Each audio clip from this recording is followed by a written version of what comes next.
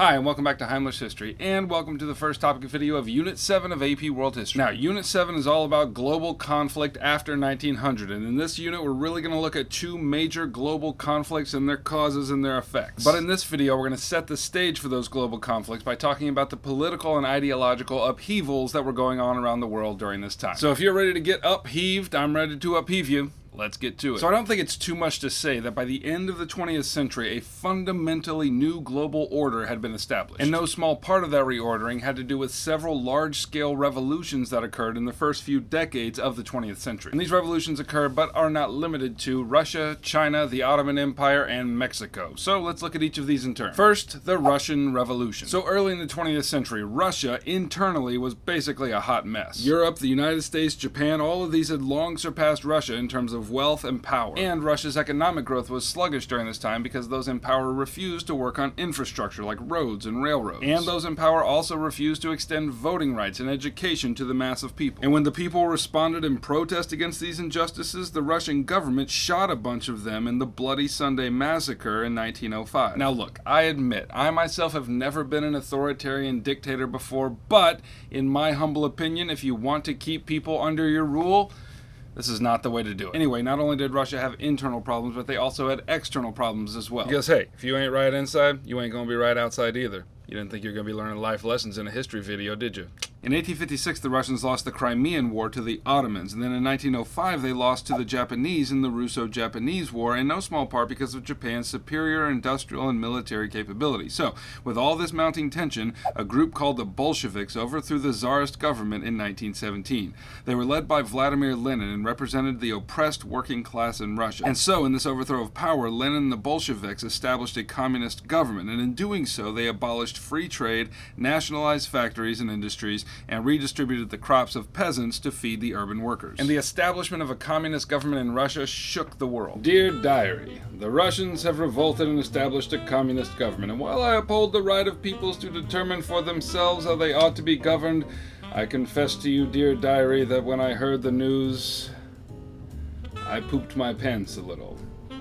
Hugs and kisses, Woodrow Wilson. It's true that this new order in Russia made the Western powers uneasy, and that the fight between communism and democracy would become a major theme in the rest of the 20th century, but I get ahead of myself. Alright, so let's move on and talk about China. So early in the 20th century, China also was facing both internal and external problems. If you'll recall, the Qing dynasty had been in power since 1644, and one of their main internal problems had to do with ethnic tension. Remember that the Qing dynasty was not a native Chinese dynasty, they were Manchurian, and one of the major ethnic groups in China at the time was the Han. And because the Han were native Chinese, they had long resisted the legitimacy of their Manchurian leaders, and that meant that there was a long policy of discrimination against the Han. And the second internal problem that they faced was the perpetual threat of famine. For 200 years, the population had been steadily growing, but food production had not kept up. All it would take is a drought or some blight on the crops, and that would wipe out huge numbers of people. The third internal problem they were dealing with was on the government level. The Qing dynasty's tax revenue was extremely low, and that meant they weren't able to keep up with the country's infrastructure and keep it in good repair. Externally, China was getting the economic snot beat out of them by industrialized powers. By 1900, China's economy was in steep decline because they were dominated economically by foreign powers who had forced free trade agreements on them, and they were able to do that because of their superior industrial and military capabilities. So, with all that causing unrest in the population, a man by the name of Sun Yat-sen led a revolution to overthrow the Qing dynasty in 1911. Now, once Sun established his new government, it wasn't a complete revolution. There did remain some continuity between the new government and the Qing. For example, Sun Yat-sen upheld traditional Confucian values like social harmony and the veneration of ancestors. But despite that continuity, there was much change as well. As a result of this revolution, Sun sought to rectify the unequal distribution of wealth in China. He also sought to make China more democratic than it had been, but his vision for democracy was to place the power to govern not in everyone's hands, but in the hands of the people who were fit to govern, and that meant educated experts who ruled in the name of the people. Now, Sun Yat-sen's leadership was short-lived, 2 months to be exact. After failing to bring all of China under the aegis of this new government, he decided to go ahead and hand over his power to military leaders. Now, his his party would later in the century return to power only to lose it again to the communists. But I get ahead of myself yet again. Alright, now let's turn our attention to the Ottoman Empire and see what's going on over there. So in the first part of the 20th century, the Ottoman Empire got itself a nickname, the Sick Man of Europe, and their sickness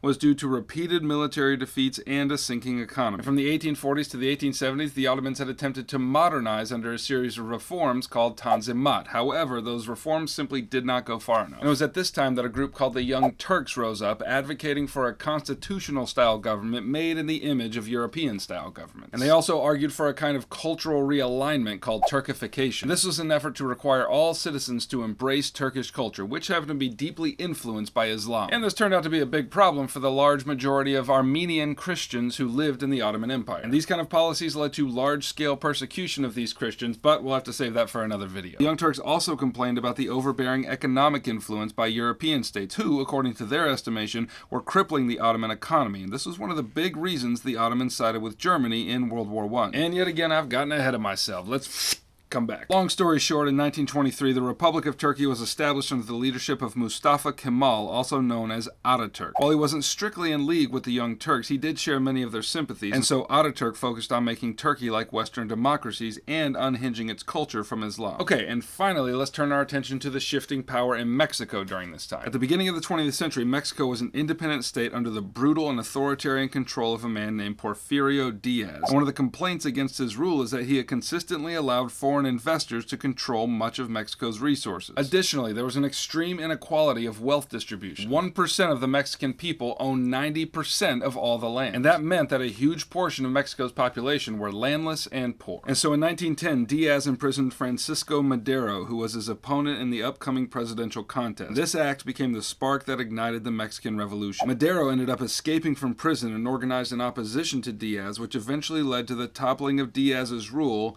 and resulted in his exile from Mexico. And by 1917, Mexico had ratified a new constitution which aimed to solve lots of the problems created under Diaz. For example, the constitution provided for land redistribution, voting rights for all men, and public education. Alright, that's what you need to know about Unit 7, Topic 1 of AP World History. If you need help getting an A in your class and a 5 on your exam in May, check out the review packet right here. And if you want to join the Heimler revolution, then click here and subscribe and come along. Heimler out.